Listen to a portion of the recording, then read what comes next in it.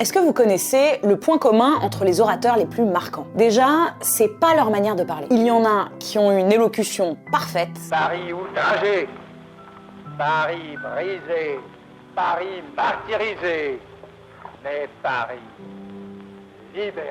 Et d'autres qui ont une élocution beaucoup moins académique. La confiance en soi.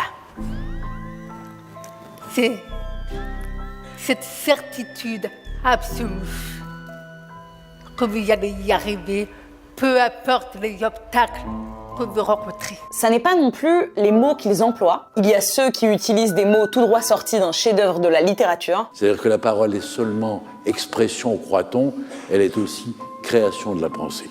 La pensée devient claire quand elle trouve les mots. Et d'autres qui utilisent la parole de tous les jours. Je voudrais vraiment leur dire que je les aime et leur dire que tout ce chemin, c'est que le déguisement de la seule chasse qui vaille, à savoir celle de poursuivre sans relâche le but de voir leurs yeux s'allumer d'un éclair de fierté. Et voilà, et en tout cas... Le vrai point commun entre tous ces orateurs, c'est qu'ils nous font vivre des émotions. On ne reconnaît pas un orateur aux mots qu'il emploie, ni à la manière dont il les déploie, mais aux émotions qu'il nous provoque.